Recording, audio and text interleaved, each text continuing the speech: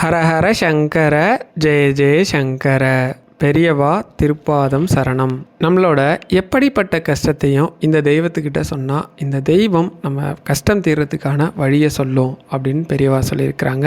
நம்ம நம்மளோட இஷ்ட தெய்வமோ குலதெய்வமோ அது எதுவாக இருந்தாலும் அதுக்கிட்ட போய் நம்மளோட கஷ்டத்தை இப்படி சொல்லுங்க, அந்த தெய்வம் உங்களோட கஷ்டத்தை தீர்க்கறதுக்கான வழியை நேரடியாகவோ இல்லை சூட்சமாகவோ எப்படியோ உங்களுக்கு தெரிவிக்கும். உங்கள் தெய்வத்தை விட்டால் உங்களுக்கு வேறு வழி இல்லை, அது இப்படி தான் செய்யணும் அப்படின்னு ஒரு முறையை சொல்லியிருக்கிறாங்க பெரியவா. அதை பற்றி தான் இந்த பதிவில் முழுசாக பார்க்க போகிறோம்.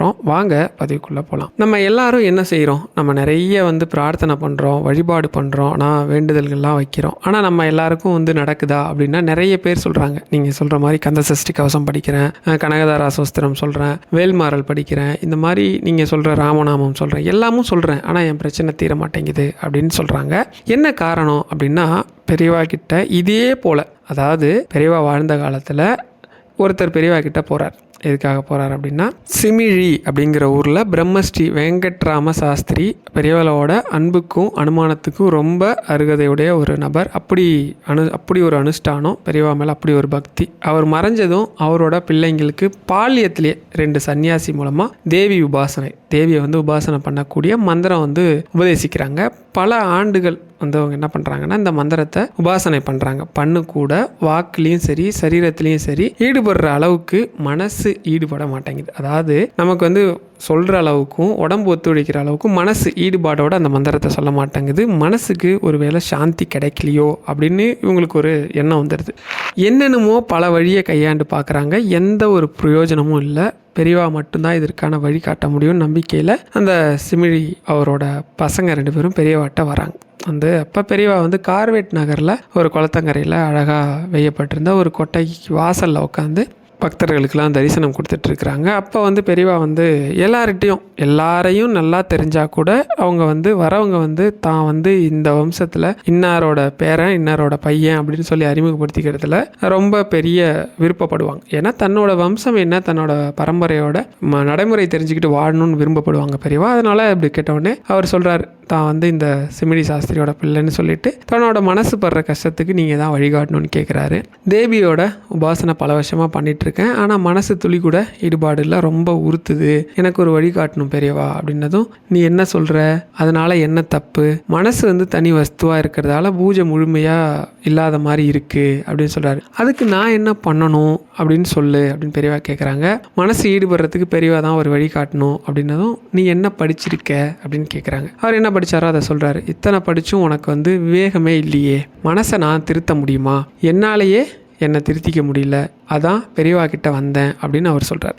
என்ன செய்ய சொல்கிற அதுக்கு அப்படின்னதும், மனசு சாந்தி அடைகிற மாதிரி பெரியவா அனுக்கிரகம் பண்ணணும் அப்படின்னதும், நீ என்ன பூஜை பண்ணுற அப்படின்னதும், அம்பாளை படத்துலையும் விக்கிரகத்துலையும் எந்திரத்துலையும் பூஜை பண்ணுறேன். ரொம்ப சரி, படத்தில் அம்பாள் இருக்கிறதா நினச்சி தானே பூஜை பண்ணுற. ஆமாம், அப்போ நீ குறைய அவகிட்டே சொல்லியிருக்கலாமே, நிறைய படிச்சிருக்க, படம் விக்கிரகம் யந்திரம்னு எல்லா இடத்துலையும் அவன் இருக்கிறதா நினச்சி பூஜை பண்ணுற, ஆனால் ஒன்றுலையும் உனக்கு பிடிப்போ நம்பிக்கையோ இல்லை. அம்பாள் உங்கள் ஆற்றுலேயே உன் பக்கத்துலேயே இருக்கிறச்ச உன் குறைய அவகிட்டே சொல்லி அழ தெரியல, இனிமே அவகிட்ட சொல்லி எழு, இங்கே வராத, நான் என்ன பண்ண முடியும் அப்படின்னு சொல்கிறாங்க. ரொம்ப சூடாக சொல்லிட்டாங்க. கொஞ்சம் காட்டமாக சொன்னதும் அவருக்கு ஒரு மாதிரி ஆகிடுது. அப்படியே ஒரு மாதிரி மனசு ஒரு மாதிரி தாங்க முடியாமல் ஒரு பேரிடி மாதிரி கண்ணிலேருந்து ஜலம் அப்படி கொட்டுறதை பார்த்துட்டு நமஸ்காரம் பண்ணிக்கிட்டு உத்தரவு வாங்கிக்கிறேன் அப்படின்னு கிளம்ப போனவரை கொஞ்சம் பெரியவா எப்போவுமே அப்படி நடந்துக்க மாட்டாங்க இல்லையா, உடனே என்ன பண்ணுறாங்க, ரொம்ப கோச்சிட்டேனா, நீ ரொம்ப ஆசையாக அம்பாள் உபாசனை பண்ணுற, மனசு ஈடுபடலைன்னு உனக்கே தெரியுது, உபாசனைன்னா சமீபத்தில் இருக்கிறதுன்னு அர்த்தம்.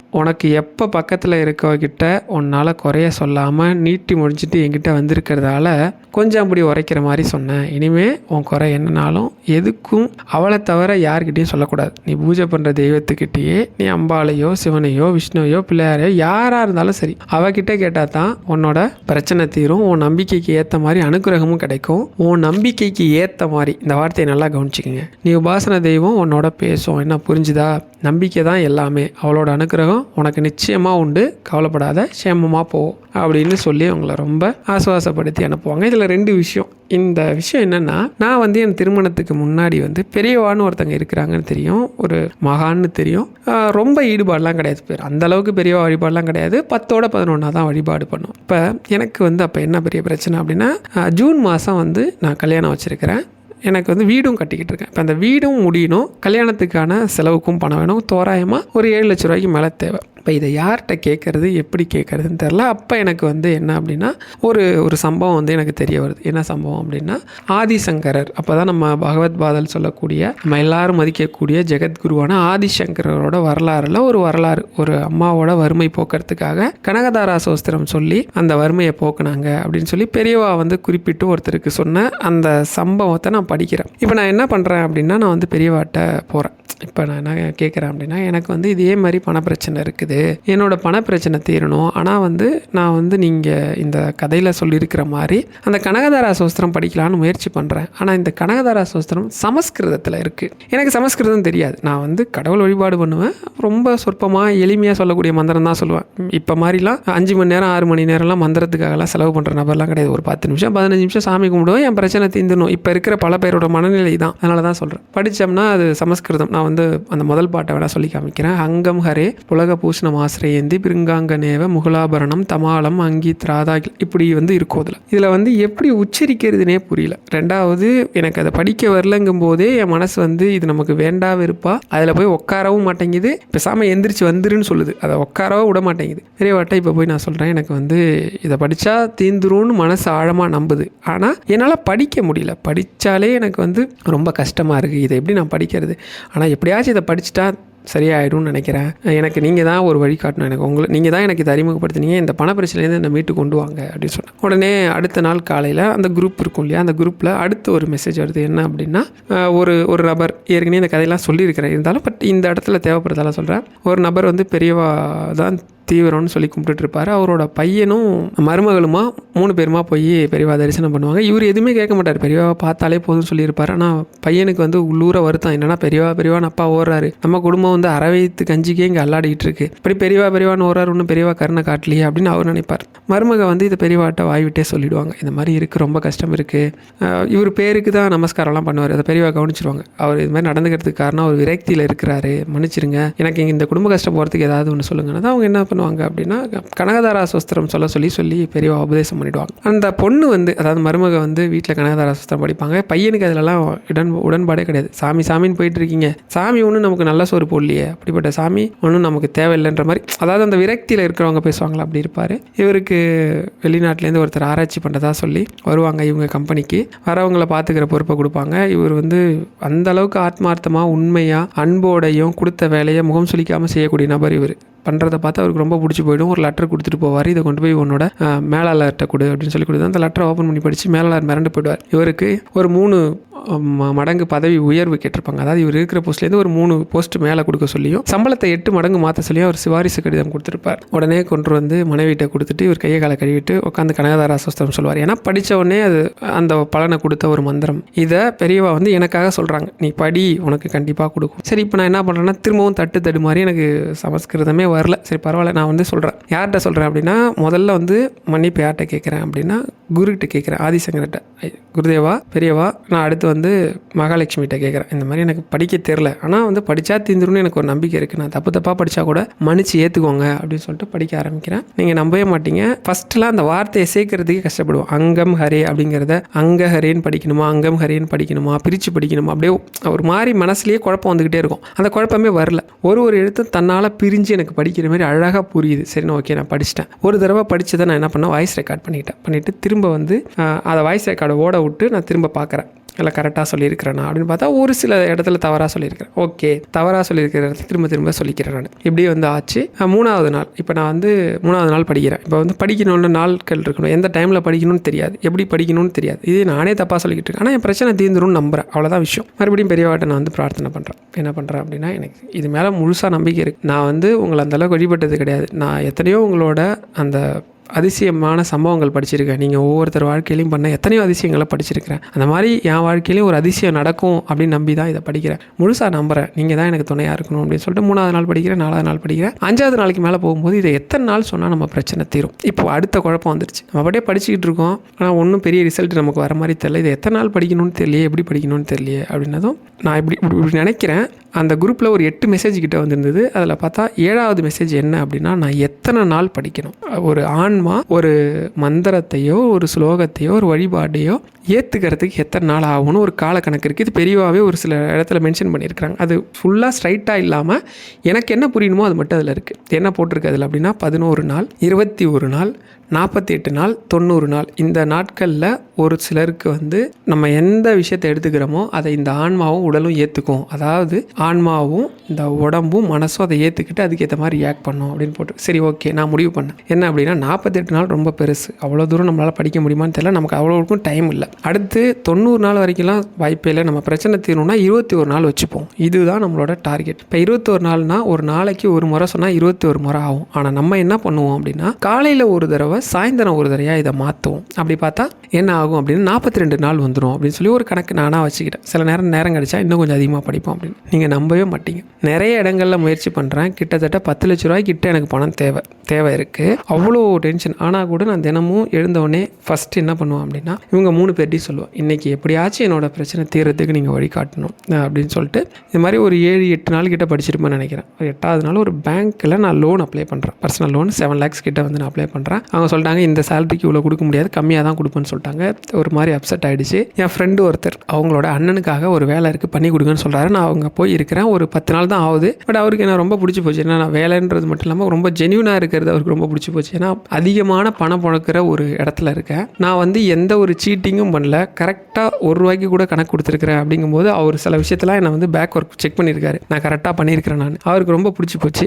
1. 2வது வந்து நான் இந்த மாதிரி இருக்கும்போது ரொம்ப அப்செட்டாக இருக்கும்போது ஒரு நாள் வந்தார். அன்னைக்கு வந்தார். அவர்கிட்ட விஷயத்த சொன்னதும், கவலைப்படாதீங்க, வேற ஒரு ஏற்பாடு பண்ணலாம் அப்படின்னு சொன்னார். நான் என்ன நினச்சேன், அவர் ஒன்று சரி நமக்கு வந்து ஏதோ வந்து வேறு ஒரு பேங்க்லேயே இதில் ரெஃபர் பண்ணுவார்னு நினச்சேன். நம்பவே மாட்டீங்க, சாயந்தரம் ஒரு 5:30 மணி இருக்கும் அந்த வாக்கில் வந்தார். ஒரு பெரிய தொகை, நான் தொகையை ஏற்கனவே சொல்லியிருக்கேன், இருந்தாலும் பெரிய தொகை செக்கை போட்டு கொடுத்தாரு. உங்கள் சம்பளத்தில் நான் பிடிச்சிக்கிறேன், ஒன்றும் பிரச்சனை இல்லை. அப்போ கிட்டத்தட்ட ₹60 என்னமோ என் சம்பளம். 60,000 மேலே தான் வாங்கிட்டு இருந்தேன். ₹60 கம்மியாக சொல்கிறேன். ₹60 மேலே தான் சம்பளம். நான் உங்கள் சம்பளத்தில் பிடிச்சிக்கிறேன், இல்லை நீங்கள் எப்போ சொல்கிறீங்களோ அப்போ வந்து இது பண்ணிக்கலாம், வட்டிலாம் எதுவும் வேணான்னு சொல்லிட்டாரு. பெரிய விஷயம். நான் 8 நாள் தான் சொல்லியிருக்கிறேன். ஆனால் வந்து என் நம்பிக்கை எப்படின்னா, தினமும் வந்து நான் முன்னாடி போய் சாமிக்கிட்ட பிரார்த்தனை பண்ணுவேன். இது மாதிரி இருக்குது பெரியவாட்ட சொல்லுவேன். நான் இப்போவும் கூட ஒரு சின்ன விஷயம்னா கூட பெரியவாட்ட சொல்லுவேன். என்னென்னா, ஒரு நாள் ராமநாமம் சொல்லிக்கிட்டு இருக்கும்போது எனக்கு ராமநாமத்தில் ஈடுபாடே இல்லை.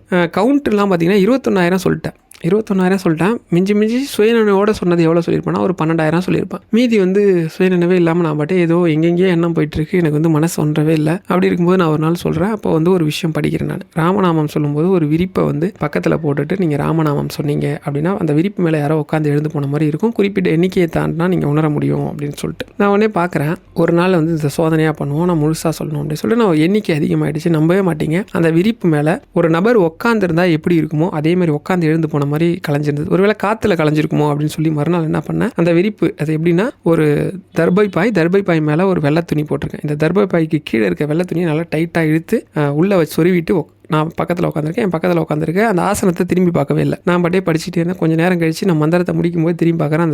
அதே மாதிரி ஒரு ஆள் உட்காந்து எழுந்தால் எப்படி ஒரு மாதிரி கசங்கி இருக்குமோ அப்படி இருந்தது. ஒரு சகோதரி கூட கமெண்ட் பண்ணாங்க, நான் ராமநாமம் சொல்லும்போது ராமர் வந்து நடமாடுற மாதிரி இருக்குது, எனக்கு வந்து என் பக்கத்தில் இருக்கிற மாதிரி இருக்குது, உணர்கிற மாதிரி இருக்குது, நான் வந்து நடமாடுற மாதிரியோ எனக்கு ஏதோ சொல்ல வர மாதிரியோ இருக்குது. சில சமயங்களில் நான் வந்து தூங்கும்போது யாரோ என்கிட்ட நான் என் பிரச்சனைக்கான வழியை சொல்கிற மாதிரி இருக்குது அப்படின்னாங்க. அது 100% உண்மை. இதை வந்து ராமநாமம் ரொம்ப அழகாக பண்ணும். நீங்கள் வந்து அதே ஆஞ்சநேயர்கிட்ட நீங்கள் சொல்லலாம். நான் வந்து ஒரு சமயம் சஷ்டி விரதம் இருக்கேன். இப்போ வந்து சஷ்டி விரதம் உங்களுக்கு தெரியும்னு நினைக்கிறேன். கந்த சஷ்டி, அதாவது தீபாவளிக்கு மறுநாள் வரக்கூடிய 6 நாள் விரதம் இருப்போம் இல்லையா, அப்படி 6 நாள் விரதம் இருக்கேன். எனக்கு 6வது நாள் உங்கள் எல்லாருக்கும் தெரியும், நான் லா படிச்சுக்கிட்டு இருக்கேன், லா ஸ்டூடெண்ட். எனக்கு எக்ஸாம் இருக்குது. கரெக்டாக 6வது நாள் எனக்கு எக்ஸாம் இருக்குது. 5 நாள் எப்படியோ பல்ல கடிச்சு சாப்பிடாம விடாமல் இருந்துட்டேன். இப்போ 6வது நாள் நான் வந்து ப்ரிப்பேர் பண்ணிகிட்டு இருக்கேன். ரொம்ப சீக்கிரம் எழுந்துச்சிட்டேன். எப்படின்னா 3:30 மணிக்கே எழுந்துச்சிட்டேன். ஏன்னா எக்ஸாம் இருக்குது, காலையில் ஒரு எக்ஸாம் இருக்குது, மத்தியானம் ஒரு எக்ஸாம் இருக்குது, 2 எக்ஸாம் இருக்குது, 2 எழுதி ஆகணும். சரி, 2மே வந்து கஷ்டமான பேப்பரை படிச்சிருவோம், ரீகால் பண்ணுவோம். ஏன்னா வந்து அந்த 4 மணிலேருந்து நீங்கள் 5:30 மணி வரைக்கும் என்ன படிக்கிறீங்களோ அது வாழ்நாளில் எப்போவுமே மறக்காது. உங்கள் குழந்தைங்கள் நல்லா படிக்கணும்னா நான் சீரியஸாக சொல்கிறேன், அதை மாதிரி ட்ரை பண்ணுங்கள். அதுவும் வாக்குண்டாம் நல்ல மனமுண்டாம் மாமலரால் நோக்குண்டாம் அப்படின்னு வரக்கூடிய அந்த பாட்டு இருக்குது பார்த்தீங்களா, அந்த பாட்டை சொல்லிவிட்டு, அது விநாயகர் பாட்டை சொல்லி உங்கள் குழந்தைய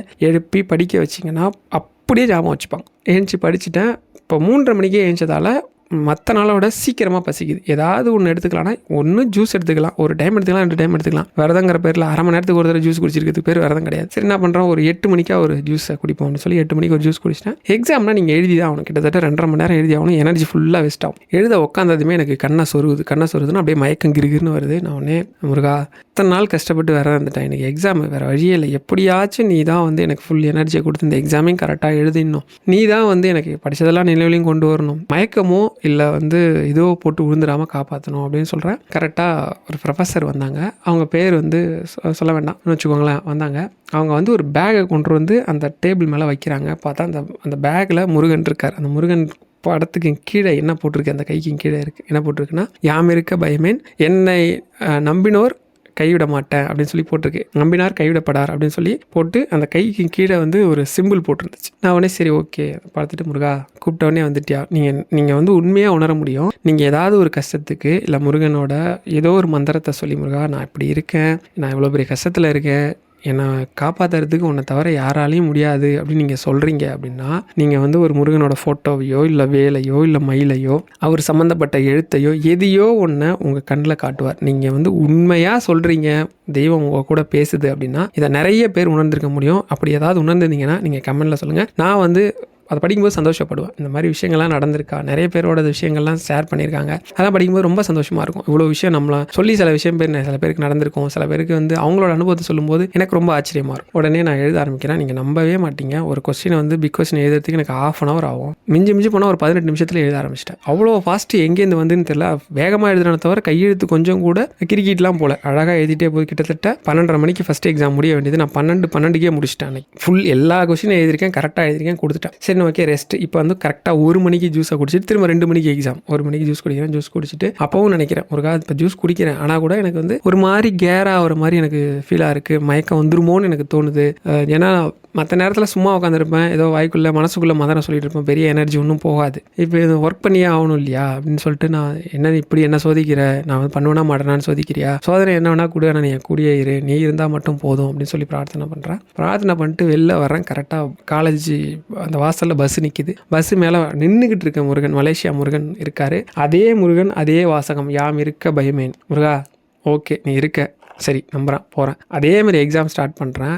நான் வந்து கிட்டத்தட்ட எக்ஸாமுக்கு அந்த படித்ததில் இந்த எக்ஸாம் பாதி விஷயம் மறந்து போச்சு. அந்த எக்ஸாம் எழுதுறதுனால எனக்கு அப்படியே புரியவே இல்லை, என்னடா இது கொஸ்டின் இப்படி வருமா அப்படி வருமா. நான் மறுபடியும் முருகன்ட்ட உடனே ஒரு 10 நிமிஷம் அப்படியே புக்கை முடி வச்சுட்டு கந்தசஷ்டி சொல்கிறேன். எனக்கு நீ என்ன பண்ணுவேன் ஏது பண்ணுவேன்னு எனக்கு தெரியாது, நான் எல்லாத்தையுமே படித்தேன், இது எல்லாமே படித்த கொஷின் தான். எனக்கு செக்ஷன்லாம் ஞாபகம் வர மாட்டேங்குது, ஆர்டிக்கல் ஞாபகம் வர மாட்டேங்குது, ஸோ கேஸ் லாஸ்லாம் ஞாபகம் வர மாட்டேங்குது, திடீர்னு எல்லாமே மறந்து போன மாதிரி இருக்குன்னு சொல்லிட்டு ஒரு தடவை கந்தசஷ்டி ஃபுல்லாக படித்து முடிச்சிட்டேன். கிட்டத்தட்ட 11 நிமிஷமாக என்னமோ அவ்வளோதான் சொல்லி முடிச்சுட்டு அமைதியாக உட்காந்தேன். முருகா உன்னை நம்பி தான் இருக்கேன், நீ தான் சொல்லணும். நம்பவே மாட்டீங்க, ஒரு புத்தகத்தை திறந்து என் முன்னாடி ஒருத்தர் படித்தா எப்படி இருக்குமோ அப்படி தான் இருந்துச்சு எனக்கு. ஒவ்வொரு இதுவும் ஒரு வரியாக யாரோ படிக்கிற மாதிரியே இருந்தது. எனக்கு உள்ளுணர்வு தான் அப்படி தோணுதா, இல்லை எனக்கு ஒரு வேளை இப்படி பிரம்மையாக இருக்கா அப்படின்லாம் எனக்கு தோணிட்டு இருந்துச்சு. நான் கவலையே படலை. 4:30 மணிக்கெலாம் எக்ஸாம் முடிஞ்சிடும். 4:17க்கு நான் எக்ஸாம் முடிச்சிட்டேன். 13 நிமிஷம் முன்னாடியே முடிச்சு கொடுத்துட்டு வந்துட்டேன். நீங்கள் நம்புவீங்களா நம்ப மாட்டீங்கன்னா எனக்கு தெரியாது. பக்காவாக ப்ரிப்பேர் பண்ணிவிட்டு போய் எழுதிட்டு வரும் பார்த்தீங்களா, அப்படி தான் இதையும் பண்ணேன். அந்த எக்ஸாம் கூட எனக்கு கவர்மெண்ட் காலேஜ் 70+ மார்க் வாங்குறது ரொம்ப ரேராக தான் போடுவாங்க. நான் 70+ தான் நிறைய இதில் வாங்கியிருக்கேன். 77 போட்டிருந்தாங்க ஃபஸ்ட்டு எக்ஸாமுக்கு. செகண்ட் எக்ஸாமுக்கு 80 மார்க் வாங்கியிருந்தேன், 80 வாங்கியிருந்தேன். நான் எல்லாத்துலேயுமே 72 இல்லைனா 69 65 அந்த ரேஞ்சு தான் வாங்குவேன். அதாவது 65+ இருக்கும், சிலதெல்லாம் 70+ வச்சுருப்பேன். 80 நான் வாங்கினதே கிடையாது. அந்த மறந்து போச்சுன்னு சொல்லி முருகனை பிரார்த்தனை பண்ண பார்த்தீங்களா, 80 மார்க்கு சரியா. நான் எக்ஸாமில் 80 மார்க் வாங்கின ஒரே எக்ஸாம் அதுதான். இது மாதிரி நீங்கள் வந்து இதுக்கு தான் அப்படின்னு இல்லை. அடுத்து வந்து ஒரு டைம் வந்து என் வண்டி வந்து பேட்ரி வந்து வீக்காக இருக்குது, கார் வந்து பேட்ரி ரொம்ப வீக்காக இருக்குது. எனக்கு என்ன பண்ணுறது தெரில. செல்ஃப் போட்டால் செல்ஃப் எடுக்க மாட்டேது. அது கரெக்டாக ஒரு ஆள் அதிகமாக நடமாடாத ஒரு இடத்துல வண்டி ஆஃப் பண்ணிட்டேன். ஏதோ ஒரு ஞாபகத்தில் ஆஃப் பண்ணிட்டேன். அப்படியே உட்காந்துக்கிட்டே இருக்கேன், எனக்கு என்ன பண்ணுறதுனே புரியல. இப்படி ஃபோனை சும்மா ஸ்க்ரோல் பண்ணுறேன், பார்த்தா ராமநாமத்தின் மகிமைன்னு போட்டு நான் ஏற்கனவே அந்த ஸ்டோரிலாம் சொல்லிட்டேன்.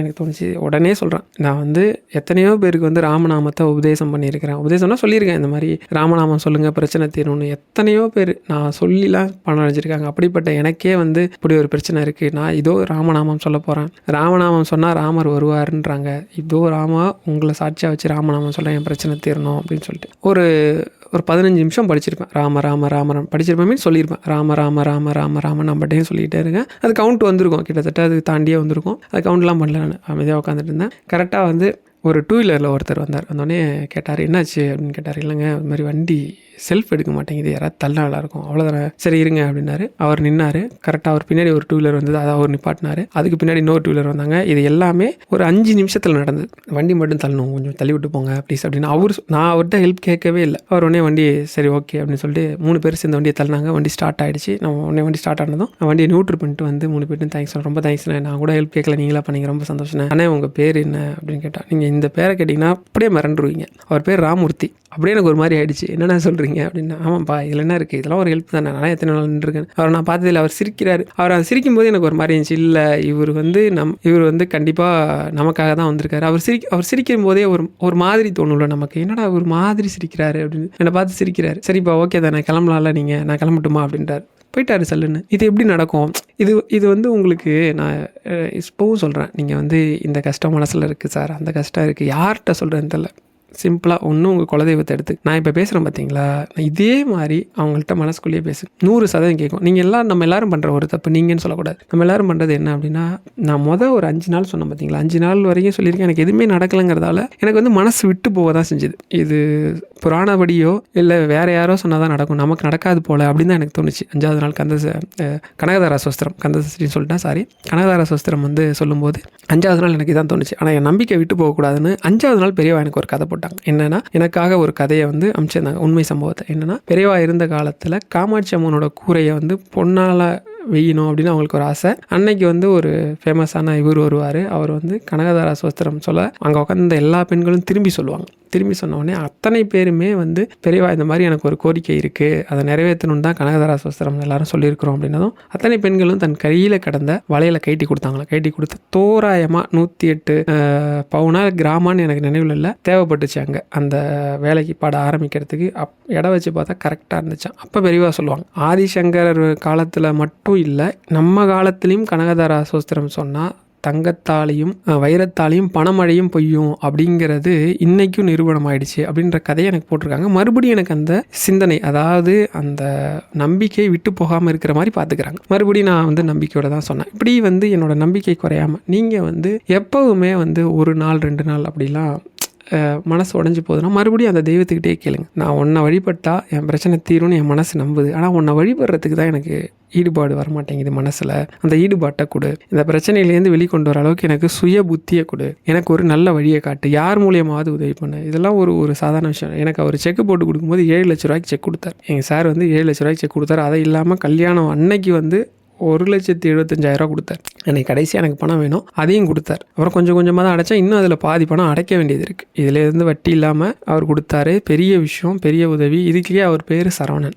இது வரைக்கும் சொன்னதே கிடையாது. அவர் பேர் வந்து எனக்கு உதவி பண்ணுற நிறைய பேரோட பேர் வந்து சரவணன் தான் இருக்கும். ஏன்னா நான் வந்து முருகனை தீவிரமாக வழிபாடு பண்ணிகிட்டு இருப்பேன். ஒரு சமயம்லாம் வந்து முருகனுக்காக இதெல்லாம் பண்ணணும் அதெல்லாம் பண்ணணும் அத்தனை விஷயமும் பண்ணியிருக்கிறேன். கடந்த ஒரு 2 மாதமாக நானே வந்து கனகதார சோஸ்திரம் அவ்வளோவா படிக்கிறதில்ல, நேரம் இல்லை, காலேஜு ஒர்க்கு இது அதுன்னு சொல்லி பண்ணிகிட்டு இருப்பேன். வீட்டில் கூட சொல்லுவாங்க. ஒரு நாள் வந்து என் மனைவியோட கனவுல பெரியவா வந்து அவனை வந்து மந்திரம் சொல்கிறது கம்மியாகிட்டே போகுது, அவனோட ஆன்ம பலம் குறையுது, அவனை மந்திரம் சொல்லுன்னு சொன்னாங்கன்னு சொல்லி என் மனைவி சொன்னாங்க. ஒரு நாள் வந்து என்னோட கனவுல வந்து பெரியவா உட்காந்துருக்காங்க, பேசிக்கிட்டு இருக்கோம். அப்படி பேசிகிட்டு இருக்கும்போது ராமநாமம் வந்து சொல்கிறதால ஒரு பெரிய மாற்றம் நடக்க மாட்டேங்குதுங்கிற மாதிரி எதையும் நான் அவனை கேட்டேன். இது வந்து கனவுல நடக்குது. அதுக்கு எனக்குன்னு ஒரு ஆச்சரியமான சம்பவத்தை பண்ணினாங்க. அதை வந்து இப்படி சொல்லாமான்னு எனக்கு தெரியல, பட் நான் வந்து சொல்லலாம் அப்படின்னா இன்னொரு பதிவில் சொல்லலாம். உண்மையிலே ராமநாமத்து மேலே ஆழமான நம்பிக்கை எனக்கு அப்போ தான் வந்துச்சு. எத்தனையோ டைம் வந்து நான் வந்து ராமநாமம் மட்டும் சொல்லுங்கள் இந்த பிரச்சனை தீரும் அப்படின்னு சொல்லியிருக்கேன். இப்போ இந்த வீடியோவில் உங்களோட தெய்வம் உங்ககிட்ட பேசுமா அப்படின்னு கேட்டால் 100% பேசும்.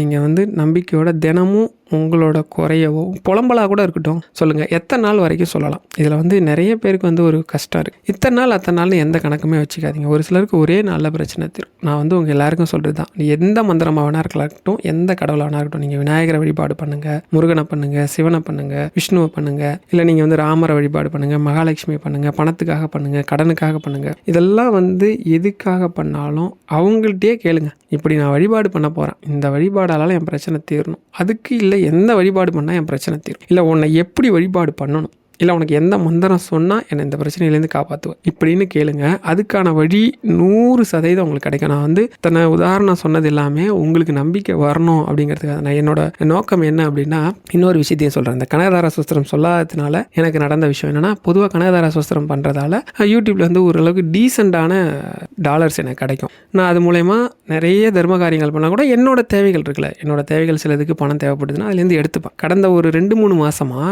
யூடியூப்லேருந்து வர ரெவன்யூ குறைஞ்சிக்கிட்டே போகுது. வீடியோவும் நான் கம்மியாக தான் போடுறேன், நான் இல்லைன்னு சொல்லலை. அப்படியே போட்டாலும் நல்ல வியூஸ் நிறையா போகிறது கிடையாது. நான் வியூஸ் போகணுங்கிறதுக்காக வீடியோ போடவே மாட்டேன். நான் வந்து ஒரு தொழில் தர்மம் வச்சுருக்கேன். என்ன அப்படின்னா, இந்த சேனலுக்கு வேணால் நான் ஓனராக இருக்கலாம், ஆனால் நான் சொல்ல வேண்டிய விஷயத்தெல்லாம் என்ன சொல்லணும்னு முடிவு பண்ணுறது பெரியவா தான். அதனால் பெரியவா சொன்ன உண்மைக்கு புறம்பில்லாத, உண்மைக்கு புறம்பான விஷயங்கள் எதையுமே சொல்லிடக்கூடாது. உண்மையான விஷயங்கள். இப்போ நான் இந்த மந்திரம் சொல்கிறதால ஒருத்தங்களுக்கு பயன் கிடைக்கும் அந்த மாதிரி விஷயத்த சொல்லணும். ஒரு அனுபவம் இருந்தால் அனுபவத்தை சொல்லணும், இல்லை யாரோட அனுபவத்தை சொல்லி சொல்லலாமே தவிர மற்றபடி வியூஸ் போகும் அப்படிங்கிறதுக்காக இப்படி விளக்கேற்றுங்க, அப்படி விளக்கேற்றுங்க, இதை பண்ணுங்க, அதை பண்ணுங்கன்னு ஏதோ ஒரு தாந்திரிக பரிகாரத்தை சொல்லி உங்களை கடவுள் வழிபாடை விட்டு தாந்திரிகத்தை நோக்கி இழுத்துட்டு போயிடக்கூடாது. இப்போ நான் ரீசெண்ட் டேஸில் சில தாந்திரிக பரிகாரங்கள்லாம் சொல்லியிருக்கிறேன். அது கூட கடவுளுக்கு நீங்கள் பண்ண வேண்டிய அபிஷேகத்தை பற்றியோ, இல்லை ஒரு அன்னதானத்தை பற்றியோ, இல்லை ஒரு தர்மத்தை பற்றியோ தான் இருக்கணுமோ தவிர, நீங்கள் வந்து ஒரு அது எப்படி சொல்கிறது, நிறைய பேர் ஒரு சிலர் கமெண்டில் கூட சொன்னாங்க, மூட நம்பிக்கையெல்லாம் நீங்கள் விதைக்கிறீங்க அப்படின்ற மாதிரி சொன்னாங்க.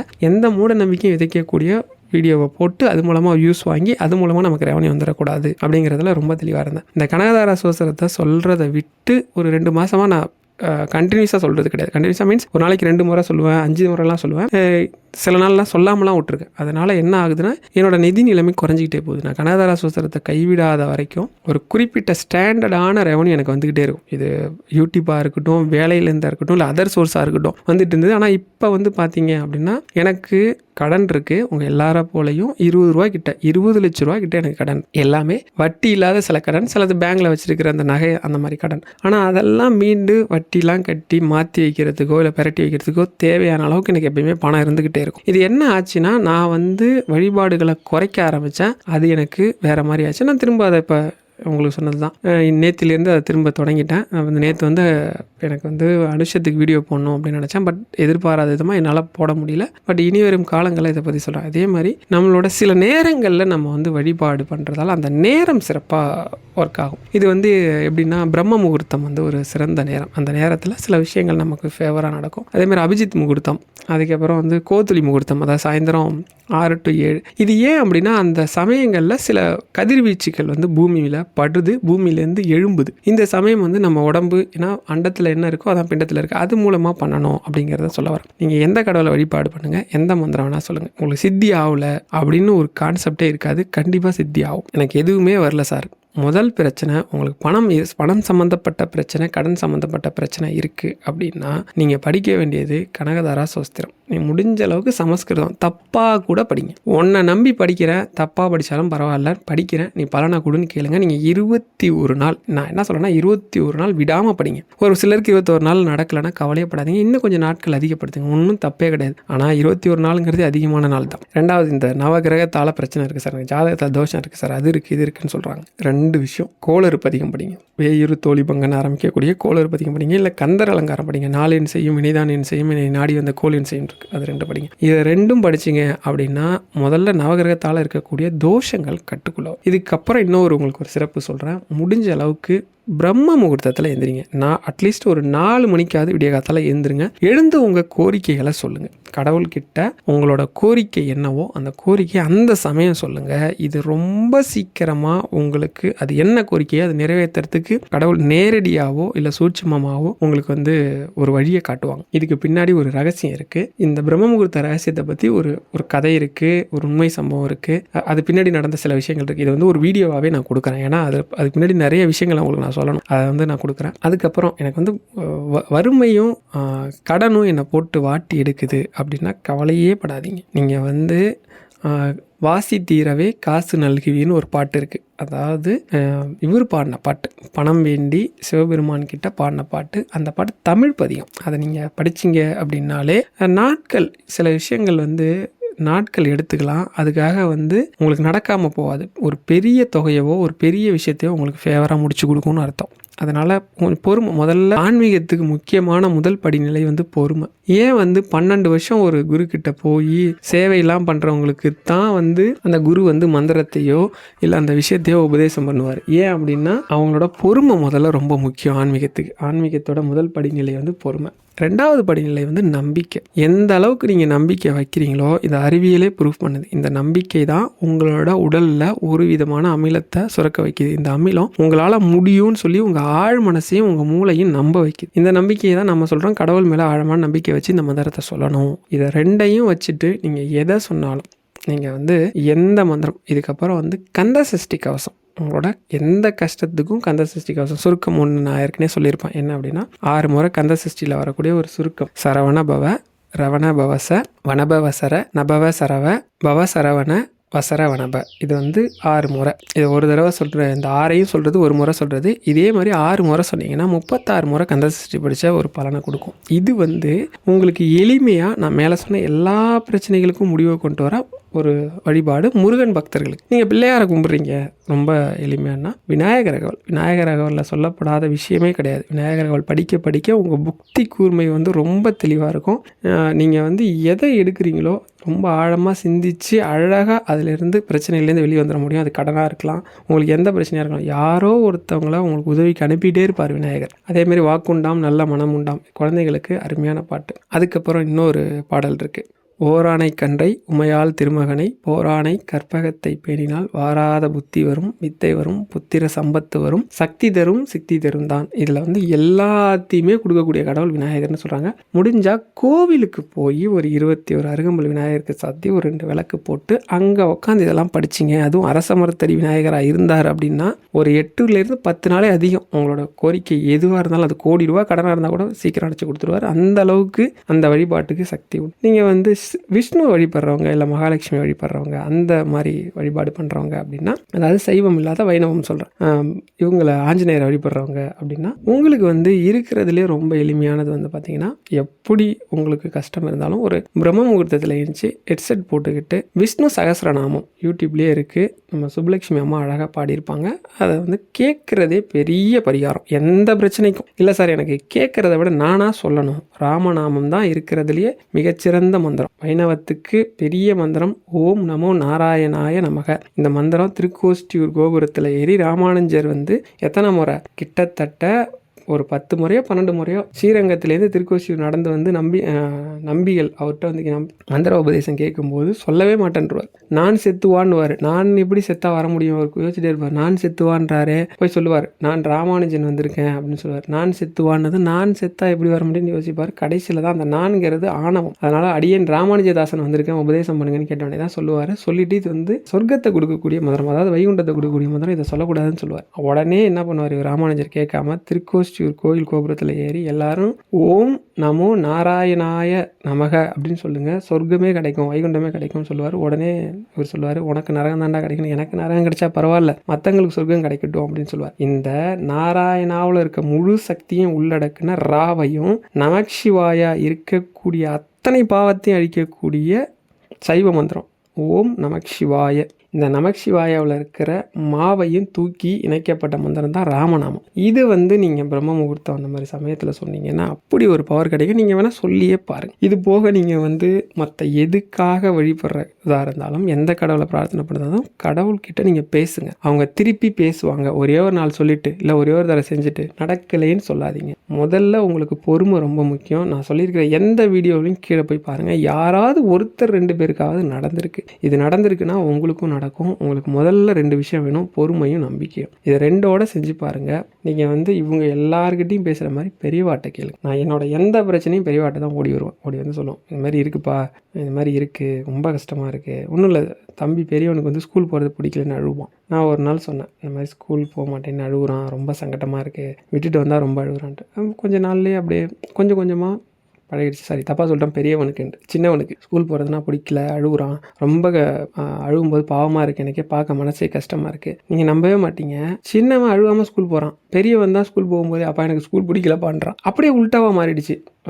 சின்னவன் ஸ்கூல் இறக்கி விட்டு தான் அவன் பாடி கிளாஸில் போய் உட்காந்துக்கிறான். அவன் பாடி என்னமோ கவனிக்கிறான். அவன் வந்து நல்லா எழுதுறான், விளையாட மாட்டான், ஜாலியாக இருக்கான், விளையாட்டுத்தனமாக இருக்க மாட்டான், ஜாலியாக இருக்கான், எல்லாம் எழுதி அழகாக எழுதுறான். பெரியவனுக்கு அப்படியே கொஞ்சம் பெரியவன் அப்படியே ஒரு மாதிரி பண்ணுறான். இப்போ பெரியவனுக்காக பிரார்த்தனை பண்ணியிருக்கேன்.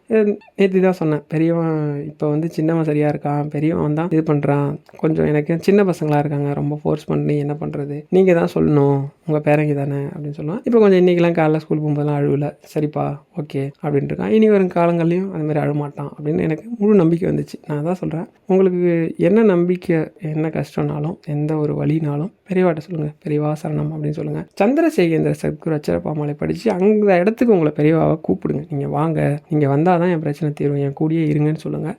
விரல் விட்டு எண்ணக்கூடிய நாட்கள் இருக்கு இல்லையா, அதுக்குள்ளேயே உங்கள் பிரச்சனை தீர்ந்துடும். நம்மளுக்கு நம்ம இந்து மதத்தை பொறுத்தளவுக்கு 2 வழி தான் ரொம்ப முக்கியம். நம்பிக்கையும் பொறுமையும் ஆன்மீகத்தில் இருந்தால் நீங்கள் பெரிய உயரத்தை அடைய முடியும். உயரத்தை மட்டும் இல்லை, உங்களோட இன்னல்கள், கஷ்டங்கள் இது எதுவுமே உங்கள்கிட்ட ஒட்டவே ஒட்டாது அப்படிங்கிறத நம்ம ஆன்மீகம் போதிக்கும். மனசே உங்களுக்கு வந்து சமநிலையான மனசு, சந்தோஷத்தையும் சரி கஷ்டத்தையும் சரி ஈஸியாக எடுத்துக்கக்கூடிய மனசு கிடைக்கும் அப்படின்றாங்க. ஆன்மீகத்தோட மிக முக்கியமான ஒரு உயரிய நிலை, இதை தான் சித்த நிலைன்னு நம்ம சொல்கிறோம். அதையே கிடைக்கக்கூடிய மந்திரங்கள் தான் இதெல்லாம். இந்த குடும்ப பாரம்லாம் உங்களை ஒன்றுமே பண்ணிடாது அப்படின்றத 100% நம்புங்க. 1 கோடி இல்லை, நான் வந்து ஒரு சகோதரிக்கு வந்து இந்த பதிவு ரொம்ப பெருசாகிட்டே போகுது, இருந்தாலும் பரவாயில்ல, 75 லட்சம் ரூபா கடன் இருந்த ஒரு சகோதரிக்கெலாம் வந்து கடன் கிடையாது, 75 லட்சம் சொல்லிட்டேன், 39 லட்சம் கடனாக கொடுத்துருந்த ஒருத்தங்களுக்கெலாம் வந்து ஒரு 10 நாள்லேயே பெரிய ஆச்சரியம்லாம் நடந்தது. நான் இதை வந்து அடுத்த பதிவில் உங்களுக்கு நான் ரொம்ப டீட்டெயிலாக சொல்கிறேன், எப்படி நடந்துச்சு, அந்த ரகசியம் என்ன அப்படிங்கிறதையும் நான் ரொம்ப இதாக சொல்கிறேன். இதுவே ரொம்ப பெரிய பதிவாகிடுச்சு. நிறைய பேர் இதுக்கே வருத்தப்படுவாங்க, ரொம்ப பெரிய பதிவாக இருக்குது, நீங்கள் என்ன 5 நிமிஷத்தில் சொல்ல வேண்டிய விஷயத்தை எதுக்கு இவ்வளோ தூரம் பேசுகிறீங்கன்ட்டு. சிலருக்கு நம்பிக்கை வரும், ஏன்னா ஒரு சிலர் நம்மளை விரும்பி இந்த மாதிரி சொல்லுங்கள் அப்படின்னு கேட்குறவங்களுக்காக தான் சொல்ல வேண்டியது இருக்குது. தப்பாக நினச்சிக்காதீங்க. ஹர ஹர சங்கர, ஜெய ஜெய சங்கர.